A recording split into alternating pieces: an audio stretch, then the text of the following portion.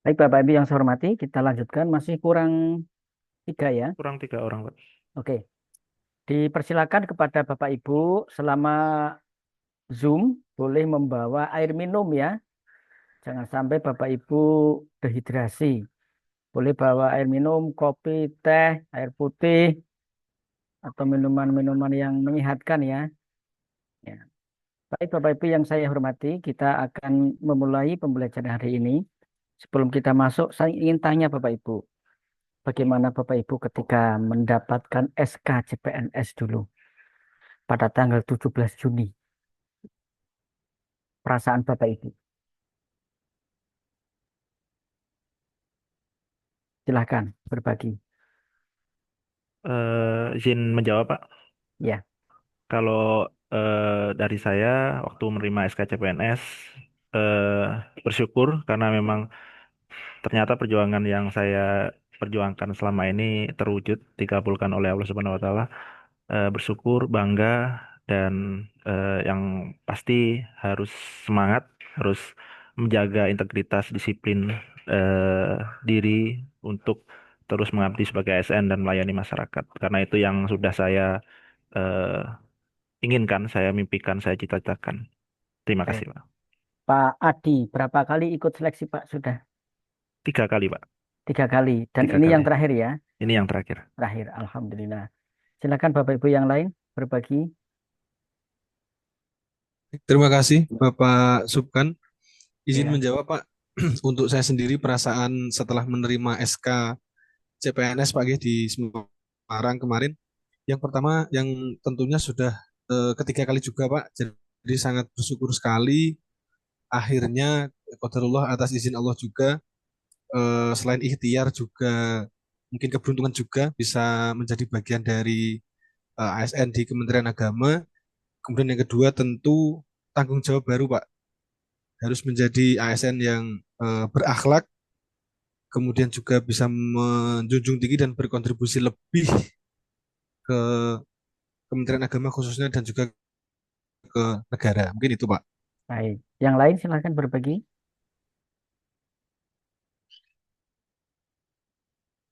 Perasaan Bapak Ibu ketika mendapatkan SK CPNS.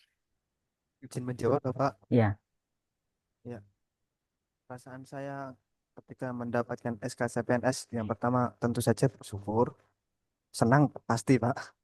Terus tapi ada sedikit ya mungkin tekanan buat saya sendiri harus belajar lebih baik lagi, lebih giat lagi karena ternyata di ASN itu banyak sekali materi yang harus saya lebih pelajari lagi Pak. Ya, semoga saya bisa tanggung jawab terhadap apa yang saya dambakan ini. oke. Dari tiga peserta, saya kira mewakili ya. Perasaan senang, bersyukur, dan ada perasaan yang tidak bisa diungkapkan dengan kata-kata. Kira-kira seperti itu ya.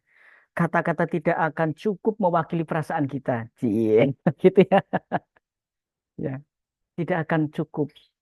Selain untayan doa dan rasa syukur, puji syukur, alhamdulillah kepada Allah Subhanahu wa taala atas perjuangan yang sudah kita lakukan. Bahkan ada yang sampai 3 kali, ada yang lebih sampai 3 kali, Bapak Ibu, lebih dari 3 kali. Ada, Pak. Berapa kali, Pak? 4 kali dari 4 kali. 2019. 2019 4 kali ya. Ada lagi yang lebih dari 4 kali? Nggak ada. Baik, Bapak Ibu. Ketika Bapak Ibu mendaftar ini, mengapa memilih Kementerian Agama? Mengapa memilih Kementerian Agama? Izin menjawab, Pak. Ya, silakan, Eh, Pak. Alasan saya memilih mendaftar CPNS di Kementerian Agama pertama karena bisa disebut keluarga saya juga di Kementerian Agama. Soalnya bapak saya itu termasuk PNS di Kementerian Agama untuk formasi guru bahasa Arab di MTSN 1 Rembang. Kebetulan di tahun ini nanti per Oktober purna, jadi seakan-akan kalau di sepak bola itu pergantian pemain. Kedua main. Iya. Terus alhamdulillah sebelumnya saya juga pernah mendapatkan menjadi salah satu penerima beasiswa PBSB, jadi seakan-akan ini mendaftar sebagai timbal balik karena telah diberikan beasiswa saat Beasiswa. kuliah dulu. Oke. Yang lain silakan. Mengapa memilih Kementerian Agama? Informasinya banyak, Pak. Boleh, Baik informasinya izin lebih banyak, Pak. Kesempatannya lebih banyak. Ya, silakan. baik izin menjawab Bapak. Untuk saya sendiri pribadi itu melanjutkan perjuangan yang sudah ada kemarin Pak. Karena sebelumnya selama kurang lebih 5 tahun sudah mengabdi di madrasah Pak, di MI Oh Pak, ya, oke. Jadi menjadi karena tenaga sudah honorer tahu gitu Pak. ya, Dan ya, sudah nggih, tahu ya, ya, nggih, sudah tahu sudah pintu, ya pintu depan Kementerian Agama yaitu di madrasah ya. nggih, Oke. betul Pak. Yang lain satu lagi,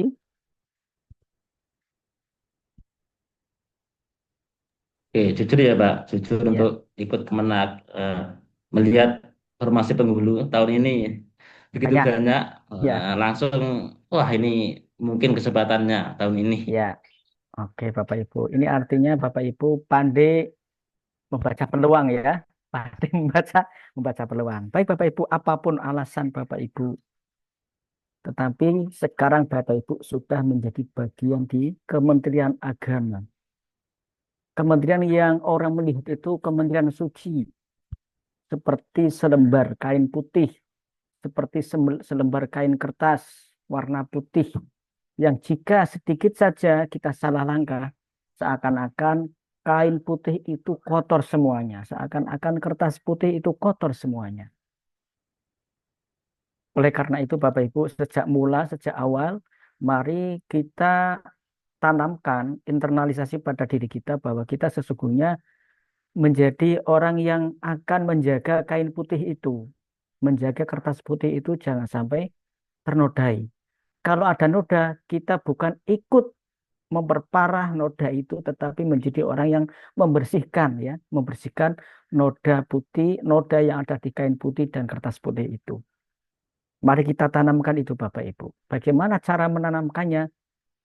Internalisasikan pada diri kita bahwa ketika kita diterima sebagai PNS, sebagai PNS, dan kita diberi rahmat karunia dari Allah Subhanahu wa taala, dari ribuan orang yang bersaing dengan kita menjadi orang yang terpilih. Maka cara untuk menunjukkan rasa syukur kita adalah memberikan yang terbaik untuk Kementerian Agama. Tegak lurus, tegak lurus. Nanti Bapak Ibu suatu saat ke depan ya, karir Bapak Ibu kita tidak ada yang tahu. Mungkin akan ada yang menjadi kepala madrasah, akan ada yang menjadi kepala seksi, akan ada yang menjadi kepala subbag tata usaha, bahkan mungkin akan ada yang menjadi kepala kemenak. Pegang niat kita sejak awal, niat yang baik ini sejak awal.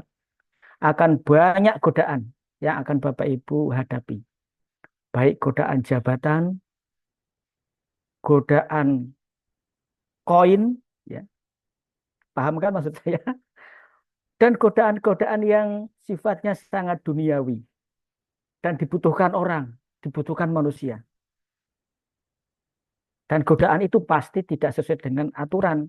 Kalau tidak sesuai dengan aturan itu berarti melanggar aturan. Resikonya adalah apa Bapak Ibu? Implikasi hukum. Ya. Jaga betul ketika nanti Bapak Ibu sudah menapaki karir. Begitu Bapak Ibu lulus latsar ini nanti akan dilanjutkan dengan tes kesehatan. Kemudian Bapak Ibu resmi, huruf C-nya hilang menjadi PNS. Mulai saat itu karir Bapak Ibu akan tampak di depan mata. Saya harus berapa tahun naik pangkat, ada kesempatan apa saya bisa masuk. Dari situ Bapak Ibu jaga langkah, setiap langkah yang Bapak Ibu lakukan. Oleh karena itu Bapak Ibu untuk ini semua kita masuk ke agenda 2, yaitu nilai-nilai dasar atau core value ASN berakhlak. Sudah baca modulnya Bapak Ibu? Apakah sudah membaca modul berakhlak? Halo? Belum, Pak. Belum. Bacanya apa, Pak? PowerPoint-nya ya? Nggih, Ya, Pak. ya PowerPoint-nya. Karena modulnya tebal ya, tulisannya kecil-kecil, tebal. Baik, Bapak Ibu, kita akan masuk ke agenda 2 yaitu berakhlak. Core value berakhlak. Berakhlak itu akronim dari apa, Bapak Ibu? Akronim dari apa?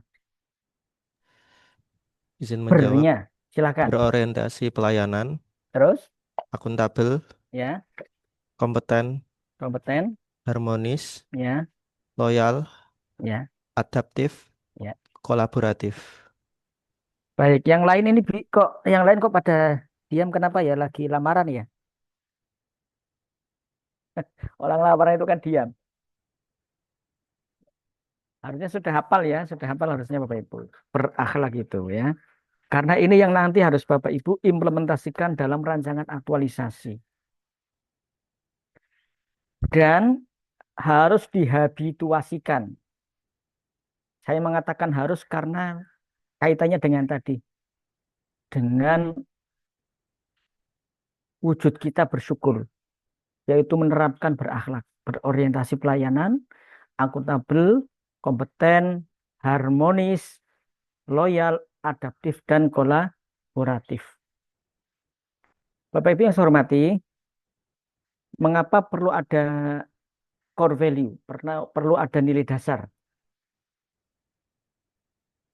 Mengapa kita sebagai PNS, sebagai pegawai negeri sipil harus memiliki nilai dasar dalam pelaksanaan tugas? Baik, izin menjawab, Bapak. Ya, silakan Pak Ahmad Ridho. Nggih, agar bisa menjadi panduan perilaku kita, Pak, untuk menjalankan tugas dan mungkin juga untuk pelayanan serta juga dalam pijakan kita untuk pelaksana kebijakan, Pak, serta dengan berpegang kepada berakhlak bisa juga menjadi pemersatu bangsa gitu, Pak. Pemersatu. Ya, Nggih. betul. Jadi untuk PNS ada 3 tugas yang menjadi kewajiban kita untuk melaksanakannya. Tugas itu sangat berat. Yang pertama adalah melaksanakan kebijakan yang dibuat oleh pejabat pembina kepegawaian. Siapa pejabat pembina kepegawaian tertinggi? Yaitu presiden. Siapapun presidennya, bahkan kalau presiden itu kan pembina korpri ya, maka tanpa syarat kita harus melaksanakannya. Ingat Bapak Ibu, tanpa syarat. Tidak boleh protes.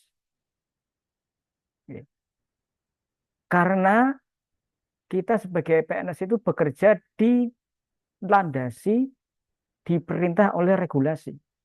Kalau regulasi sudah mengatur, tanpa syarat, tanpa tapi-tapi, tanpa namun, kita harus melaksanakannya. Itu yang pertama.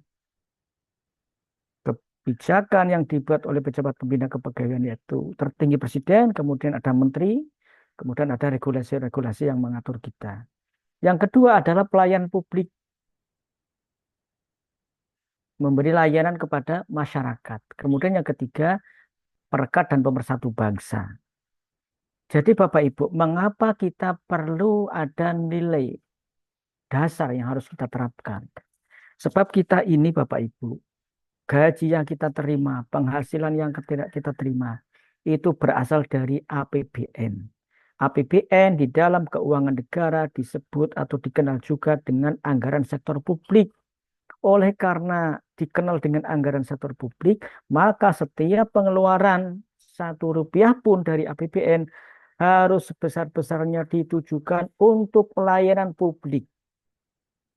Dan dalam memberi pelayanan publik, kita harus mengedepankan nilai-nilai karakter.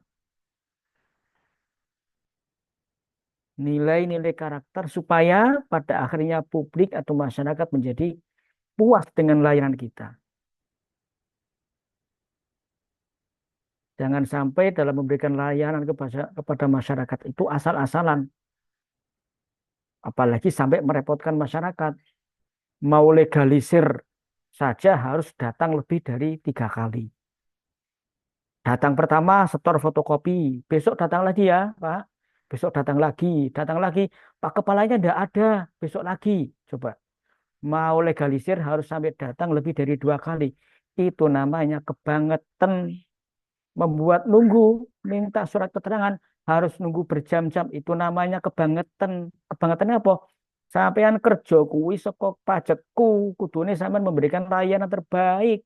Masa aku sing nunggu wong sampean tak bayar. Gampangnya seperti itu. Kita dibayar oleh negara. Negara di antara pendapatannya dari pajak. Maka ibaratnya kita itu melaksanakan tugas-tugas yang diberikan oleh masyarakat. Masa masyarakat yang memberi bayaran, memberi gaji kepada kita, mereka yang harus nunggu. Nah, coro Jawane ora ilok, ora ilok. Nah, maka harus dengan akhlak, dengan nilai-nilai, dengan karakter. Ada 7 core value yang harus kita implementasikan dalam pelaksanaan tugas dan yang pada akhirnya akan menjadi habituasi, menjadi kebiasaan kita. Bapak Ibu, kalau kita lihat modulnya ya, kalau kita lihat modulnya, sebelum kita bahas modul, sekilas saya jelaskan, tadi sudah diperkenalkan secara singkat ya. Saya tinggal di Bantul, Bapak Ibu, di Balai Diklat sudah sekitar 20 tahun lebih, kemudian beberapa pengalaman jabatan, sekretaris kepala balai, bendara, perencana, pejabat komitmen, pengadaan, kemudian di organisasi saya sebagai pengurus APWI Kementerian Agama, kemudian anggota Komite Ketidakperpihakan BBSPJ PPI, Balai Besar Standarisasi dan Pelayanan Jasa Pencegahan Pencemaran Industri Semarang. Kemudian ada juga sebagai SDM LPH, Lembaga Pemeriksa Halal, kemudian Kota UPZ dan editor Jurnal EduTrain. Ini sekilas pengalaman organisasi dan pengalaman pekerjaan. Bapak Ibu yang saya hormati, ada 44 jam yang akan Bapak Ibu lalui di dalam agenda kedua. 16 jam sinkronus, 28 jam asinkronus. Nanti kita akan bertemu secara sinkronus 3 kali. Pertama saat ini 2 jam, kemudian 9 jam besok ya di pertemuan kedua. Kemudian dilanjutkan sinkronus yang ketiga sekitar 3 jam. Nah, Bapak Ibu yang saya hormati, selama 44 jam ini Bapak Ibu akan mengerjakan 4 tugas individu dan 3 tugas kelompok.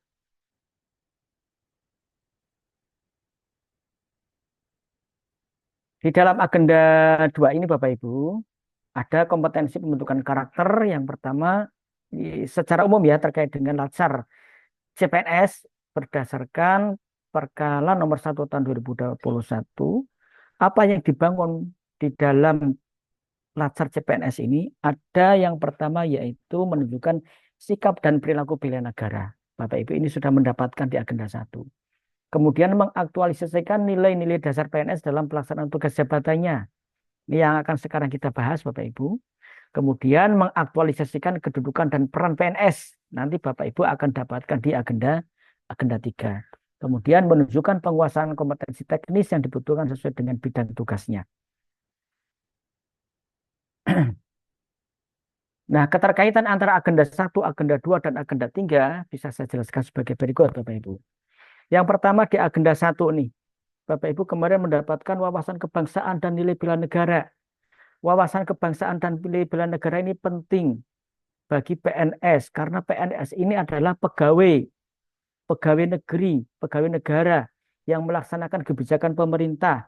Jangan menjadi PNS yang durhaka, mendapatkan gaji dari pemerintah, tetapi merongrong pemerintah, mendapatkan gaji dari negara, tetapi mengikuti organisasi yang ingin mengubah ideologi negara, mengikuti organisasi terlarang.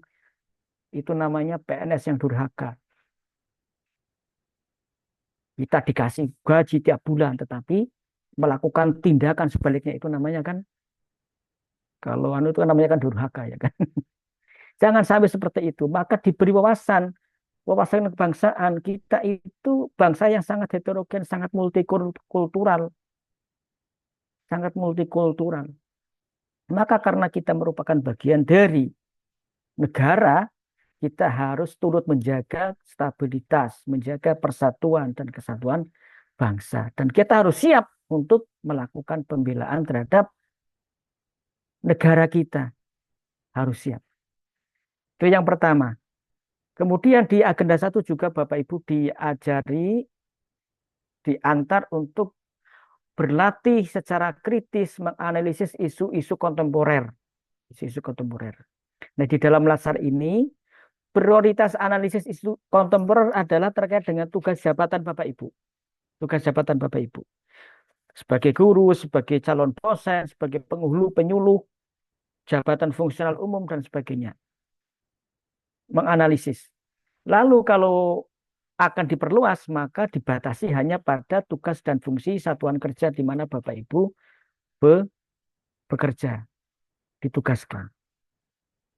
Nah, itu di agenda satu. Nah, kemudian Bapak Ibu mendapatkan analisis, mendapatkan core isu, mendapatkan isu-isu yang harus diselesaikan, yang harus dicarikan solusinya. Nah, ketika Bapak Ibu sudah mendapatkan isu tersebut, kemudian memiliki ide gagasan untuk menyelesaikannya, Bapak Ibu dibekali berakhlak di agenda 2. Jadi dalam melakukan kegiatan untuk menyelesaikan isu, menangani isu, ada nilai-nilai yang harus diterapkan. Itulah yang akan Bapak Ibu dapatkan di agenda kedua. Nah, kemudian di agenda ketiga, Bapak Ibu diajak untuk melihat isu yang Bapak Ibu angkat ini, apakah isu berkaitan dengan manajemen ASN atau smart ASN. Kalau manajemen ASN itu berkaitan dengan peran, kedudukan, dan peran PNS. Kalau smart ASN berkaitan dengan ASN yang respon terhadap perkembangan teknologi informasi. ASN yang memiliki literasi digital yang tinggi. Jadi mampu beradaptasi dengan kemajuan teknologi. Sehingga kalau PNS, ASN dapat beradaptasi terhadap kemajuan teknologi, diharapkan dapat menerapkannya dalam pelaksanaan tugas jabatan. Memanfaatkan teknologi dalam pelaksanaan tugas jabatan itu akan mempermudah, mempercepat layanan kepada masyarakat.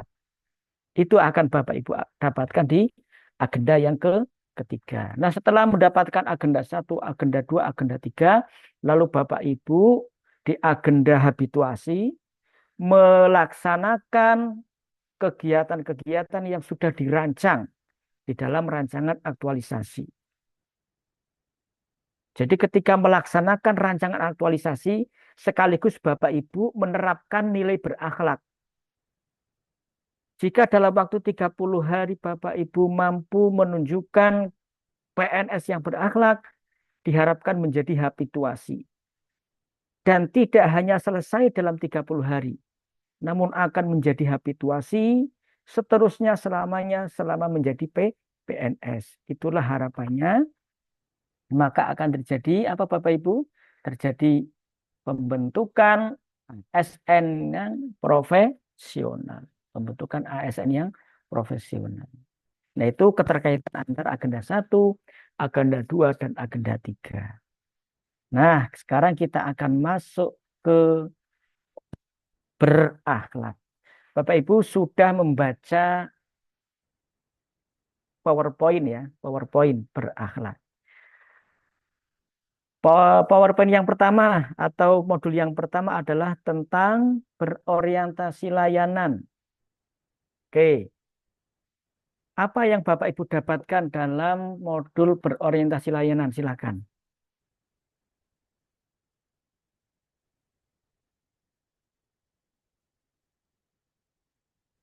Apa yang Bapak Ibu dapatkan, Bapak Ibu pelajari dari berorientasi layanan?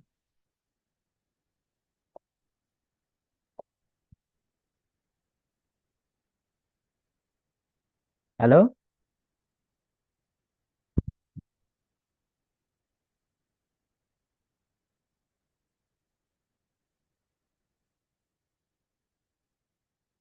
Halo Bapak Ibu.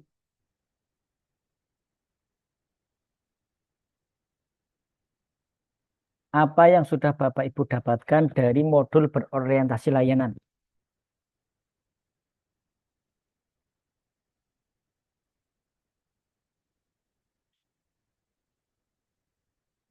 Dipersilahkan.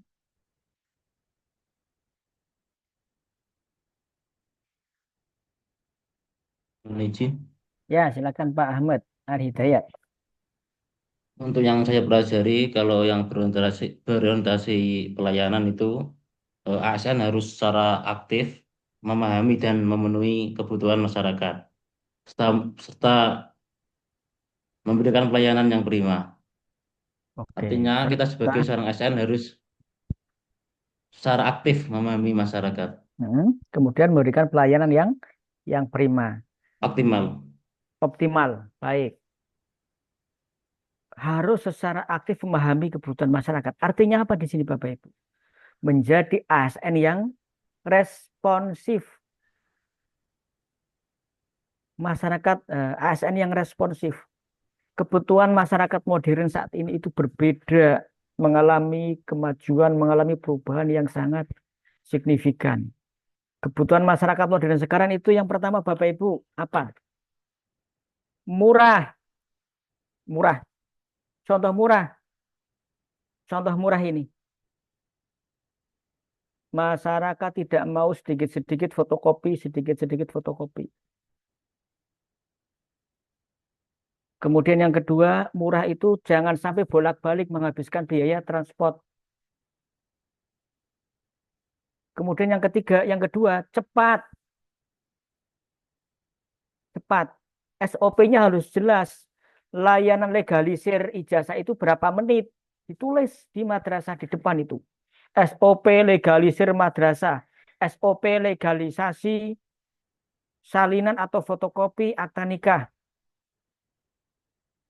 Di perguruan tinggi SOP legalisasi ijazah S1.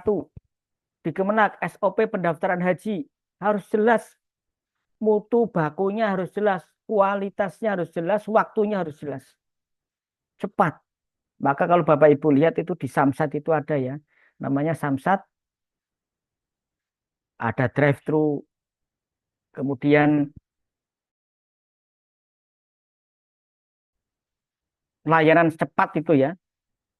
Sebentar Bapak Ibu.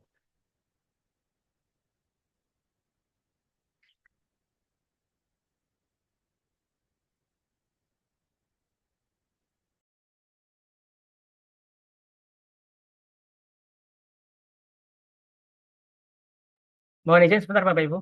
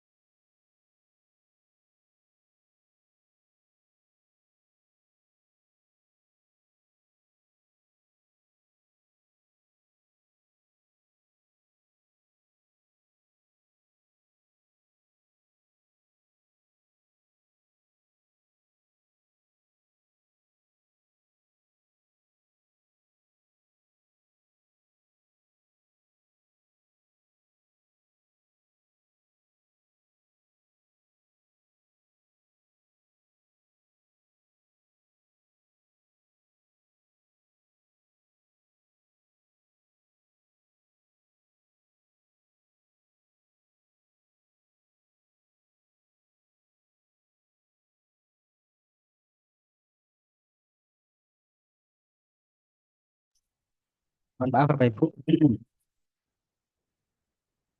Jadi sampai tadi layanan cepat ya, layanan cepat, murah. Dan kemudian selain cepat, murah adalah kemudahan akses, kemudahan akses. Maka dalam hal ini merespon kebutuhan masyarakat seperti itu, banyak layanan-layanan online. Itulah tujuan berorientasi layanan. Kemudian Bapak Ibu, dari modul ya yang sebanyak 7 itu, kalau Bapak Ibu peras, maka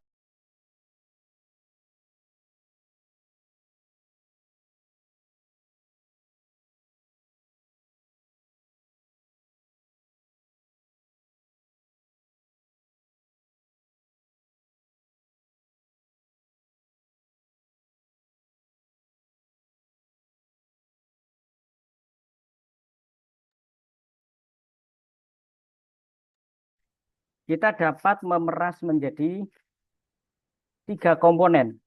Jadi 3 komponen. Komponen yang pertama yaitu ada kata kunci ya. Ada kata kunci yang mempermudah Bapak Ibu untuk memahami setiap nilai. Kemudian yang kedua ada kata afirmasi, kalimat afirmasi. Kemudian ada kode etik. Yang pertama berorientasi pelayanan. Secara konseptual didefinisikan sebagai komitmen memberikan pelayanan prima demi kepuasan masyarakat. Kemudian kata kuncinya tadi saya singgung adalah responsivitas. Responsivitas, memahami kebutuhan masyarakat. Kemudian kualitas. Lalu pada akhirnya adalah kepuasan masyarakat. Lalu kalimat afirmasi yang bisa kita gunakan untuk kita internalisasi adalah kami berkomitmen memberikan pelayanan prima demi kepuasan masyarakat. Nah, dalam memberikan layanan ini, kita perlu memegang panduan perilaku atau kode etik, yaitu memahami dan memenuhi kebutuhan masyarakat. Dalam memberikan layanan, ramah, cekatan, solutif, dan dapat diandalkan. Kemudian melakukan perbaikan tiada henti. Maka Bapak Ibu sering lihat nih, di layanan-layanan itu ada namanya survei kepuasan pelanggan. Ada kotak hijau, kuning, merah. Ada mungkin yang berupa tombol ya, tombol warna apa, misalnya puas klik warna merah atau kuning atau warna hijau. Itu untuk menunjukkan perbaikan yang berkelanjutan dalam memberikan layanan kepada masyarakat. Nah, selanjutnya untuk akuntabel, kata kunci adalah integritas, konsisten, kemudian transparan ya, transparan.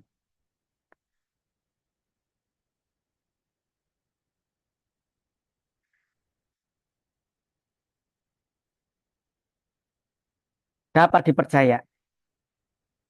Integritas, konsisten, dapat dipercaya, kemudian transparan. Lalu kalimat afirmasi untuk internalisasi kepada diri kita, kami bertanggung jawab atas kepercayaan yang diberikan.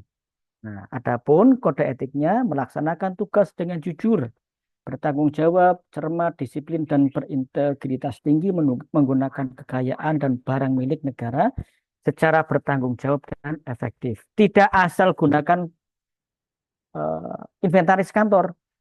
Inventaris kantor digunakan untuk melaksanakan tugas. Termasuk saya ini saya melaksanakan tugas menggunakan laptop dari kantor ini Bapak Ibu. Karena disediakan oleh kantor gitu ya. Kemudian kompeten.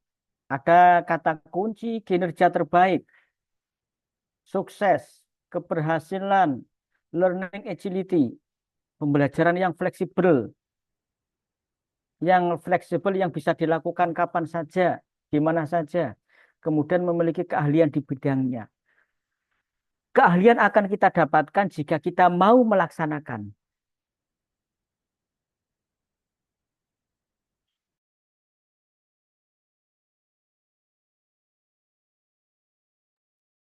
Jika kita mau melaksanakan setiap tugas yang diberikan oleh pimpinan. Jangan apatis atau merasa tidak yakin dulu. Kita kerjakan dulu apapun hasilnya. Sebab untuk tahu hasil itu kan harus dikerjakan. Untuk mendapatkan hasil, orang harus berproses. Jika orang sudah berproses, akan terlihat hasilnya, baik atau kurang baik. Jika baik, maka ditingkatkan. Jika kurang baik, maka diperbaiki. Loh, belum apa-apa, sudah tidak mau, bagaimana akan mengetahui hasilnya kalau belum dilaksanakan. Nah, jika kita sudah terbiasa ya dalam melaksanakan tugas, maka kita pada akhirnya akan menjadi orang yang ahli di bidangnya. Kemudian kalimat afirmasi, kami terus belajar dan mengembangkan kapabilitas. Kemudian ada kode etik yang perlu dipegang, meningkatkan kompetensi diri untuk menjawab tantangan yang selalu berubah, membantu orang lain belajar, melaksanakan tugas dengan kualitas terbaik. Lalu selanjutnya Bapak Ibu, harmonis, kata kunci yang bisa kita pegang, peduli. Kemudian ada perbedaan di tempat kita kerja, kemudian selaras. Karena di tempat kita kerja itu banyak terjadi perbedaan, maka yang perlu kita kedepankan adalah saling menghargai perbedaan. Perbedaan dalam segala hal. Perbedaan latar belakang, karakter, budaya, bahkan perbedaan pendapatan juga kita saling menghargai. Saling peduli. Kemudian kode etik yang bisa kita terapkan, menghargai setiap orang apapun latar belakangnya. Suka menolong orang lain, membangun lingkungan kerja yang kondusif. Jangan kita menjadi orang yang suka membuat gaduh di tempat kerja kita. Apalagi kalau sudah posting-posting di grup ya. Kadang sekarang itu kan setiap satker kan punya grup pegawai itu. Kadang posting yang membuat orang risih, membuat gaduh. Itu tidak baik, orang yang seperti itu tidak baik. Kalau misalnya ingin memberikan masukan pimpinan, lakukan dengan cara yang baik, dengan cara yang gentle. Datang ke tempatnya, katakan, Bapak, saya punya pandangan begini, begini, begini, begini.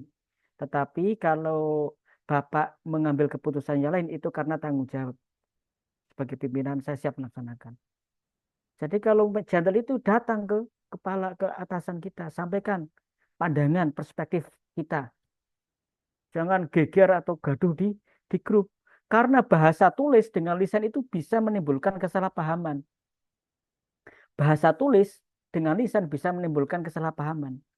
Tulisan yang baik tetapi dibaca orang-orang yang sedang banyak masalah, ya. Tulisan yang benar maksudnya baik tetapi dibaca oleh orang yang sedang banyak masalah, itu bisa menimbulkan perspektif yang berbeda. Oleh karena itu, hati-hati dalam posting, apalagi berkaitan dengan kondisi kantor. Tidak membuat kegaduhan di media maya, di grup, apalagi kegaduhan di dunia nyata atau di lingkungan kerja. Hal itu adalah tidak baik, ya tidak baik. Rezeki ini jek ora berkah. Kantor nek gaduh wae iku ora berkah. Apalagi kayak keluarga itu. Kalau keluarga gaduh, rezeki ini seret. Jangan menciptakan kegaduhan, tetapi bangun lingkungan kerja yang kondusif. Kemudian loyal. Kata kuncinya adalah komitmen, dedikasi, kontribusi, nasionalisme, pengabdian. Kalimat afirmasinya, kami berdedikasi dan mengutamakan kepentingan bangsa dan negara. Kode etik, memegang teguh ideologi Pancasila. Setia pada NKRI, ini yang penting ini. Pancasila, UUD, NKRI, dan pemerintah yang sah. Dan pemerintah yang sah. Harus setia. Menjaga nama baik sesama ASN, pimpinan, instansi, dan negara. Menjaga rahasia jabatan dan rahasia negara. Nah, kemudian adaptif, kata kunci inovasi, antusias terhadap perubahan, proaktif. Kalau ada perubahan, jangan anti perubahan, tetapi kita responsif, kita proaktif, antusias. Ada perubahan apa sih? Ada hal baik apa yang bisa saya gunakan untuk mendukung kerja saya? Jadi kita harus antusias. Kemudian proaktif. Proaktif itu yang aktivitas untuk selalu maju, proaktif, aktivitas untuk selalu maju. Kemudian kalimat afirmasinya, kami terus berinovasi dan antusias dalam menggerakkan ataupun menghadapi perubahan. Kemudian kode etik, cepat menyesuaikan diri menghadapi perubahan, terus berinovasi dan mengembangkan kreativitas, bertindak proaktif. Yang terakhir adalah kolaboratif. Kata kuncinya kesediaan bekerja sama, sinergi untuk hasil yang lebih baik. Bapak Ibu dalam melaksanakan aktualisasi nanti pasti membutuhkan bantuan pihak lain. Maka Bapak Ibu belajar berkomunikasi. Ya, komunikasikan program Bapak Ibu dengan orang lain. Karena suatu saat teman sejawat kita juga membutuhkan bantuan kita. Maka kita ada kesediaan diri untuk turut bekerja sama mensukseskan kerja orang lain, program orang lain, teman sejawat kita. Kemudian kalimat afirmasinya, kami membangun kerjasama yang sinergis. Adapun kode etik yang bisa kita terapkan, memberikan kesempatan kepada berbagai pihak untuk turut berkontribusi. Terbuka dalam bekerja sama untuk menghasilkan nilai tambah.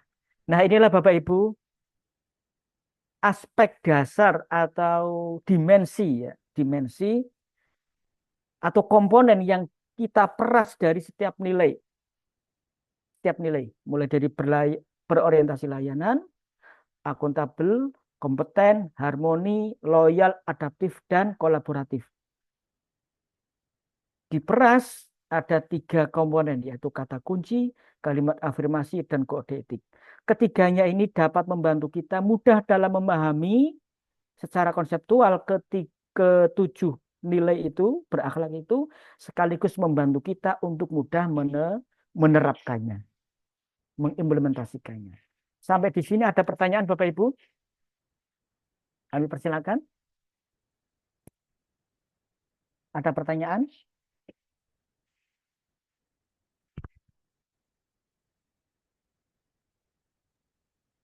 Baik, Bapak Ya, izin silakan. bertanya Pak, mungkin kaitannya dengan kemarin sewaktu membaca modul itu masih ada mungkin kesulitan dalam memahami Pak istilah seperti yang bentuk nyata semacam gratifikasi itu nanti soal kaitannya dengan membangun pola pikir anti korupsi di diri kita begitu Pak. Baik. Apa itu gratifikasi? Saya di Jadi gini Bapak Ibu, pelatihan yang berakhlak ini adalah pola baru. Core value atau nilai dasar ASN-nya disingkat menjadi berakhlak, berorientasi layanan, akuntabel, dan seterusnya.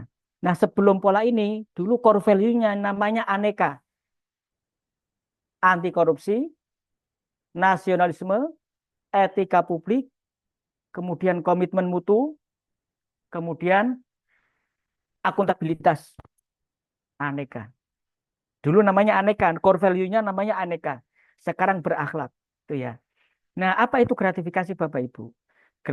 Gratifikasi adalah pemberian yang berkaitan dengan tugas jabatan yang tidak diatur dalam undang-undang. Contoh nih, contoh ya, berkaitan dengan kata kuncinya berkaitan dengan tugas jabatan. Misalnya, panjenengan guru, guru bukan Pak? Iya Bapak. Nah, jenengan guru. Begitu siswa lulus, ada wali yang memberikan sesuatu ke jenengan. Misalnya dikasih sarung atau kasih emas misalnya. Kira-kira kalau jenengan bukan guru, jenengan akan dikasih enggak oleh wali siswa itu?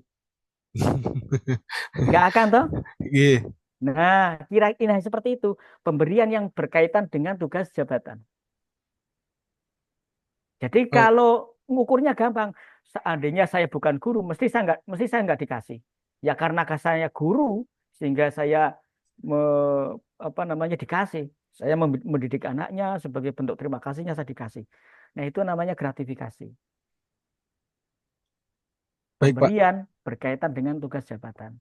Ih, meskipun mohon maaf Pak izin mungkin merespon meskipun itu eh, tidak bertentangan maksudnya seperti ini Pak misalkan saya guru kemudian Ya, ada mungkin dari wali siswa yang memberi ke saya tapi memang itu tidak bertentangan semisal saya tidak diminta untuk Mas nganu Mas nggih nanti atau ini Pak anak saya bisa diberi nilai ini Pak nggih meskipun ya meskipun meskipun hmm, nggih karena dia memberi jenengan sebab jenengan guru. Guru yang kebetulan anaknya berada di bawah bimbingan jenengan. Karena jenengan gurunya itu loh. Coba, tadi kan saya menanyakan, coba kalau bukan guru pasti nggak dikasih. Oh, Seperti saya baik nih, baik. saya sekarang sedang bertemu dengan jenengan nih. Umpamanya jenengan nanti berada dalam coaching saya, menjadi bagian saya sebagai coaching jenengan. Dengan bimbingan aktualisasi gitu ya, bimbingan aktualisasi, rancangan aktualisasi. Saya bimbing jenengan sampai lulus. Nah, ah, aku harus dibimbing Pak Subhan iki nganti aku lulus latsar.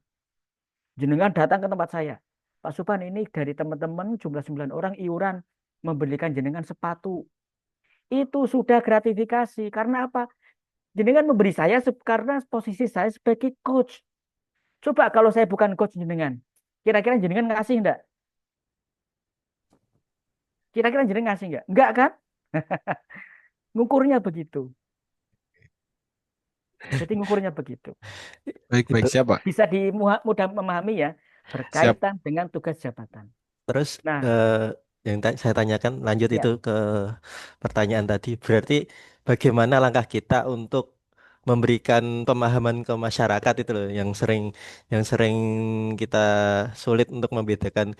Eh, Kadang kan orang-orang di masyarakat kita kan, aku merasakan terima kasih karena telah dibimbing atau sebagainya itu kan rasa untuk memberikan mewujudkan rasa terima kasih kan kan ya, bentuk pemberian itu. ya, baik. Harus tegas, Pak. Bedakan ya, panjenengan terima honor berdasarkan regulasi itu pasti ada dasarnya. Misalnya nih, saya ngisi di tempat jenengan sebagai narasumber. Lalu misalnya ada kegiatan BIMTEK ya, kegiatan BIMTEK mengundang narasumber, ada honornya, dananya dari APBN. Itu dibolehkan karena standarnya ada, aturannya ada. Nah, maka honor yang saya terima itu sah secara hukum, bukan gratifikasi. Bukan gratifikasi, karena ada dasar hukumnya. Yang gratifikasi itu jika tidak ada dasar hukumnya. Tidak ada dasar hukumnya. Itu. Nah, bagaimana berkaitan dengan pemberian masyarakat ya? Selama itu tidak ada hubungannya dengan tugas jabatan panjenengan, berarti ya baik-baik saja. Baik-baik saja. Itu yang pertama. Yang kedua, sejak awal tegaskan, Bapak Ibu, karena saya guru sudah, kalau ada apa-apa nggak usah ngasih saya, Bu. Ya, saya sudah PNS, saya sudah digaji negara. Saya sudah digaji negara. Saya mengatakan begini karena saya terapkan, Pak. Saya terapkan. Dulu ketika saya jadi PPK itu ada orang sore-sore datang, Pak terima kasih ada proyek ini untuk Bapak. Maaf, saya sudah cukup dapat honor dari PPK, dapat honor dari ini. Silakan bawa lagi.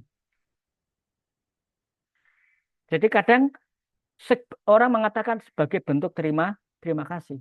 Ya itu gratifikasi. Jadi gratifikasi itu diberikan setelah selesai pekerjaan. Kalau suap diberikan sebelum. Nah, suap itu sebelum supaya apa? Supaya licin, supaya lolos dapat proyek dan sebagainya. Kalau di proyek itu istilahnya itu bentuk terima kasih karena sudah dapat proyek. Itu gratifikasi itu. Bisa dipahami Pak. Jadi panjenengan buat garis yang tegas. Kita contoh Pak Menteri kita. Ketika Pak Menteri itu berceramah berpidato ya di awal pelantikannya di depan para pejabat Kemenak, beliau mengatakan begini. Saya akan sungguh-sungguh dalam melaksanakan tugas jabatan ini. Jangan memberi kepada saya yang bukan hak saya. Apa yang menjadi hak nih? Jangan memberi kepada saya yang bukan menjadi hak saya. Hak panjenengan apa misalnya ya? Nih, saya contohkan tadi. Misalnya jenengan menjadi narasumber. Di dalam kegiatan itu ada hak honor untuk narasumber sesuai dengan peraturan. Itu hak jenengan, boleh diambil, boleh tidak. Boleh diambil, boleh tidak. Yang bukan hak, misalnya nih, ada kegiatan yang di luar ketentuan. Misalnya pengadaan. Pengadaan itu tidak ada istilah pengeluaran di luar pengeluaran di luar biaya yang seharusnya. Nggak ada. pejabat itu sudah ada honornya sendiri. Nah, kalau ada uang yang ngambil dari dana proyek itu berarti bukan hak. Contoh, beli kertas 100 rem, anggarannya umpamanya 20 juta. Ya 20 juta itu harus habis untuk beli kertas 100 rem. Jangan belinya 90 rem, kan masih sisa nih. Sisa 1 juta dikasihkan kepada kita. Nanti laporannya 100 rem, padahal hanya dibelikan 90 rem. Itu berarti bukan hak. Jadi kalau hak itu sudah diatur oleh undang-undang. Nah, Pak Menteri itu begitu. Jangan memberikan kepada saya yang bukan hak saya. Itu garis. Jadi kita harus membuat garis dulu, Pak. Kemudian yang kedua, kita juga konsisten kepada diri kita sendiri. Saya salut kepada salah satu lembaga pendidikan. Nah, kebetulan istri saya itu ikut mengelolanya ya. Ini lebih lembaga pendidikan swasta, Pak. Bapak Ibu bisa cek namanya nanti TKIT Taat Insan Mulia. Itu sejak awal sudah digariskan. Tidak boleh orang tua, wali murid memberikan sesuatu kepada guru-guru. Guru-guru kami sudah kami bangun karakternya agar tidak memberikan sesuatu, tidak menerima sesuatu dari wali berkaitan dengan muridnya. Bapak Ibu tolong pahami bahwa lembaga ini ada berdiri bagus itu bukan hanya peran 1 2 guru, tetapi juga di situ ada Pak Satpam, ada tukang kebersihan, ada tukang masak. Bayangkan kalau sehari tukang kebersihan tidak berangkat, siapa akan repot? Yang repot guru. Guru repot membersihkan tempat. Akhirnya pembelajaran tertunda. Yang rugi siapa? Siswa. Yang rugi siswa. Maka sesungguhnya warga kami itu satu kesatuan. Tidak hanya guru saja, tetapi juga dari satpam yang menjaga anak bapak ibu supaya tidak keluar dari area sekolah. Ada tukang kebersihan, ada tukang masak yang memasakkan makanan untuk anak ibu. Itu diberi wawasan kepada wali siswa, wali murid. Guru juga demikian. Tolong guru-guru kalau ada yang memberi sesuatu lapor, nanti akan kami kembalikan. Karena sudah terbentuk karakter seperti itu Bapak Ibu, ada satu guru yang menerima, temannya ikut, Bu, temannya melaporkan, Bu, itu tadi kayaknya menerima ini. Dipanggil itu yang menerima. Kamu tadi terima apa? Terima ini. Tolong kumpulkan nanti kita kembalikan kepada wali. Bahkan karena ada yang tahu dan tidak mengaku, akhirnya dipecat. Itu Pak, lembaga swasta Pak. Yang gaji gurunya itu tidak sampai UMR. Mampu membentuk karakter yang seperti itu. Itu saya salut sekali. Gaji itu ketika masuk ke sana itu sekitar 700. Tetapi sudah dibangun karakter seperti itu. Dibangun. Nah, maka Bapak Ahmad, kita buat garis kita. Jadi kita harus konsisten dengan garis kita sendiri. Kita harus konsisten dengan garis kita sendiri. Itu cara yang bisa kita lakukan. Dan semakin tinggi jabatan jenengan itu akan semakin berat godaannya. Godaan semakin berat. Seperti itu Bapak. Bisa dipahami ya? Baik, bisa Bapak Subhan. Terima kasih, Pak. Baik. Kalau misalnya ada yang syukuran di kantor gitu termasuk enggak, Pak? Beda lagi Pak. Ya, Beda beda lagi ya. lagi. Ya, beda lagi. Yang penting ojo njaluk-njaluk syukuran gitu wae. Nggak Baik, usah baik. minta-minta syukuran, sing ono syukuran ditompo. Beda lagi kan nggak berkaitan dengan tugas jabatan. Ya, nggak berkaitan. Kita kan kepada masyarakat ya. Ya. Beda lagi Pak, kalau dengan orang syukuran itu kan karep-karep PDW. Yang penting ojo dikompori. Wah, nggak syukuran. Saya itu selama 20 tahun nggak, misalnya ada CPNS baru nggak pernah ngompori. Weh, CPNS syukuran nggak pernah. Selama 20 tahun di Bali Diklat ada CPNS baru. Nggak pernah ngompori, nggak syukuran, nggak pernah. Karena kita nggak tahu setiap kondisi ekonomi seseorang, Pak. Gitu? Nggak pernah tahu setiap kondisi ekonomi seseorang. Iya, diterima CPNS, tetapi di belakangnya itu siapa? Ada keluarganya.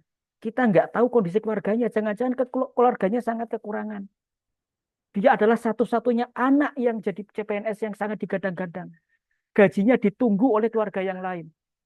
Maka bagi saya kalau ada orang yang ngompori, syukuran itu tidak bijak. Tidak bijak. Nah, jenengan nanti kalau sudah lama di PNS, tidak usah ngompori orang untuk syukuran. Biarkan syukuran itu datang dengan sendirinya. Ya, itu Pak. Ya, saya Terima mengatakan seperti ini karena saya melakukan tidak ngompori orang untuk syukuran. Tidak ngompori orang untuk syukuran. Terutama CPNS yang baru masuk. Sungguh kita tidak tahu kondisi ekonomi setiap orang. Begitu Bapak. terima kasih, Bapak. Ya. Baik Izin Bapak Ibu, bertanya, ada Bapak. waktu ya. Ya, Masih terkait. pertanyaan kalau ada kita simpan dulu Bapak Ibu. Nanti masih ketemu lagi Pak ya. Kita masih ketemu lagi. Dicatat jenengan. Saya ingin jelaskan Bapak Ibu. Bapak Ibu akan melaksanakan 3 tugas individu dan kelompok. Tugas yang pertama sudah saya upload di BLC ya. Dan kedua dan ketiga sudah saya upload. Tugas pertama adalah Bapak Ibu membuat ini rekaman ya. Buatlah learning journal berisi tentang pengalaman pembelajaran saat MOOC dan sinkronus hari ini. Pengalaman saat MOOC dan sinkronus hari ini dibuat dalam bentuk rekaman suara MP3 maksimal 3 menit. Nanti diunggah di BLC, bukan di Collabjar karena Collabjar sekarang sedang diperbaiki ya, sehingga tidak bisa diakses. Saya pun nggak bisa mengakses. Diupload di BLC. Sampai di sini jelas nih Bapak Ibu? Baik, jelas Pak. Baik. Jelas, Pak. Kemudian yang kedua, tugas kelompok 1.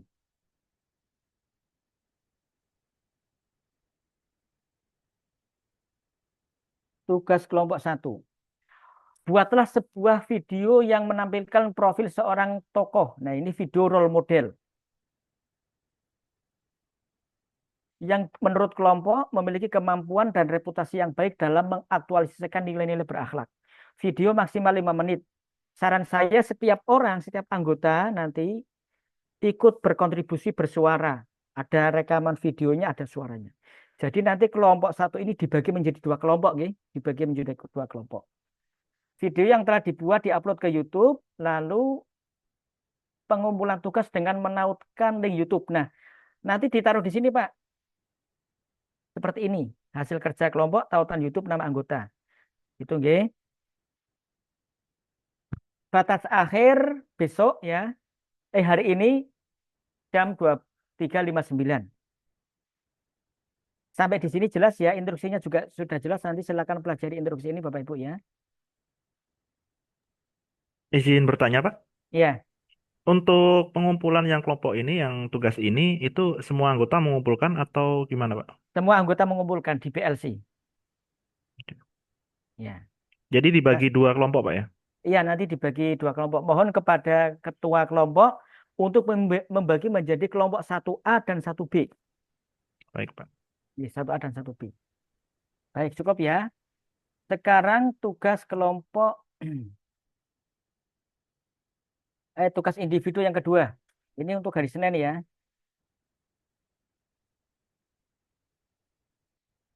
Oh, mohon maaf untuk yang tugas kelompok tadi itu ada durasinya atau enggak? Ada, Durasi, sudah ada. maksudnya berapa Ma- berapa lamanya? maksimal 5 menit sudah ada, 5 Pak. menit. Ya, Oke. di kertas kerja sudah ada, di lembar LK-nya sudah ada, nanti diunduh. Instruksinya ada di situ. Oh, Oke. baik. Nah, sekarang tugas kedua. Tugas Hmm. individu kedua, ini hari Senin, Bapak Ibu membuat learning journal pengalaman pembelajaran asinkronus. Jadi pengalaman pembelajaran Bapak Ibu diskusi kelompok, kemudian membaca modul ya asinkronus. Silakan diungkap dalam bentuk rekaman suara maksimal 3 menit. Sama dengan yang tugas individu tadi, bedanya apa? Bedanya di kedua ini adalah asinkronus. Pengalaman pembelajaran asinkronus. Kemudian tugas kelompoknya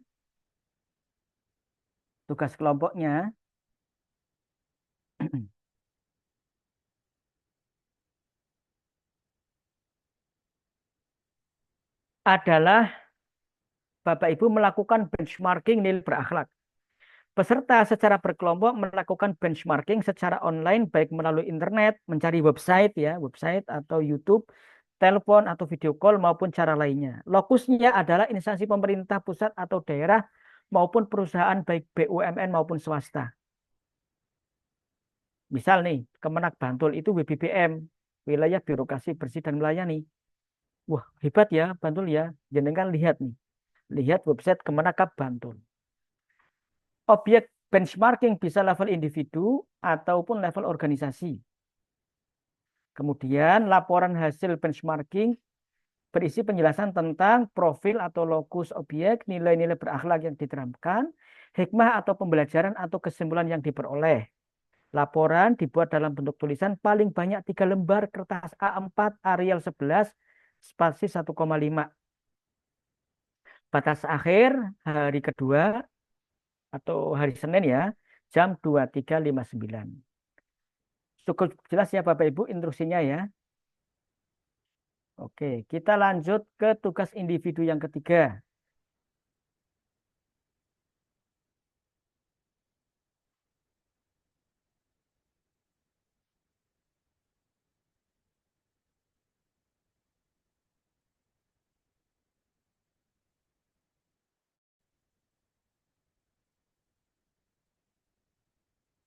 Tugas individu yang ketiga adalah Bapak Ibu membuat metrik kegiatan yang merupakan solusi. Jadi dari yang kemarin agenda 1 Bapak Ibu mendapatkan core issue, kemudian ada kegiatannya, kemudian ada tahapannya.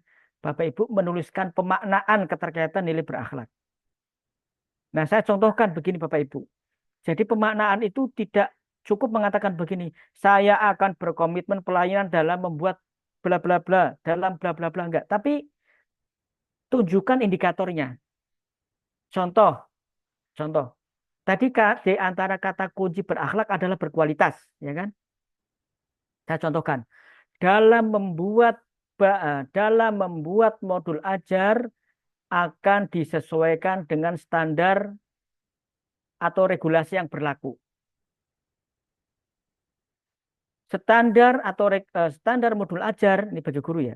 Misalnya nih, ada identitas, ada CP, TP, ATP, kemudian ada kegiatan, pembukaan, kegiatan, kemudian evaluasi. Nah, kalau modul ajar sesuai dengan standar, artinya modul ajar itu berkualitas. Contoh kedua harmonis misalnya. Itu suami istri itu kok harmonis ya? Loh, harmonis kok ngerti harmonis kok ngerti. Lah itu suaminya setia mengantar ke pasar, naik motor berdua. Jadi indikatornya kelihatan. Si Fulan sebagai suami mengantar istrinya naik motor ke pasar. Itu indikator harmonis. Jadi tidak cukup mengatakan harmonis saja, tapi harus jelas ukurannya, jelas ciri-cirinya. Bisa dipahami ya Bapak Ibu ya? Ini tugas individu yang ketiga berarti hari Selasa. Nah, terakhir tugas kelompok hari Selasa adalah Bapak Ibu membuat informasi tentang berakhlak dalam bentuk infografis. Membuat media informasi berbentuk infografis tentang pelayanan berakhlak. Oke. Dalam bentuk PDF, batasan pengumpulan hari ketiga berarti hari Selasa jam 23.59. Nah, semua LK-LK ini sudah saya unggah di BLC, silakan diunduh. Instruksinya sudah jelas. Nah, Bapak Ibu nanti diupload di BLC ya, saya tunjukkan.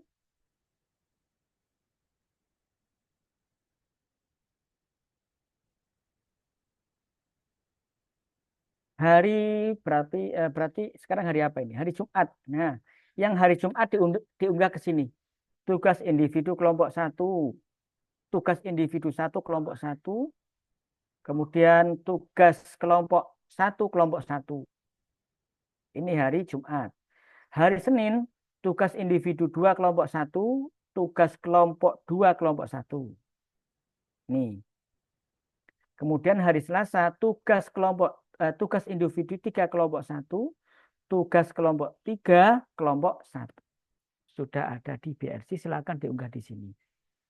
Di ini kalau Bapak Ibu klik juga sudah ada lembar kerjanya tadi, sudah ada LKJ sehingga tinggal mengunduh. Baik Bapak Ibu, saya kira sudah cukup jelas ya. Kita akan bertemu lagi insya Allah di hari keberapa ini? Hari ke-9 ya. Ya, ke-9 untuk materi agenda kedua ya. Izin Hari bertanya, Pak. Rabu ya, hari Rabu. Ya, silakan Pak. Untuk yang tugas ke kelompok kedua dan kelompok ketiga itu juga berarti kelompoknya dibagi dua juga, Pak ya, sama kayak yang tugas pertama. Yang apa? Yang tugas kelompok yang kedua dan kelompok Ya, yang ketiga betul. itu dibagi Iya, juga. iya. Tugas kelompok dibagi dua. Satu A dan satu B. Baik, Pak. Baik. Baik, cukup jelas Bapak Ibu ya. Sampai bertemu di kesempatan berikutnya. Tetap semangat, semoga sukses. Kita akhiri dengan bacaan tahmid. Alhamdulillahirrahmanirrahim. Alhamdulillahirobbilalamin. Assalamualaikum warahmatullahi wabarakatuh. Waalaikumsalam warahmatullahi wabarakatuh. Terima kasih Bapak Wabarakatuh, Subhan Pak. Ahmad. Saya izin live ya. Pak Sugeng tetap di tempat mawon. Oh, Biar siap.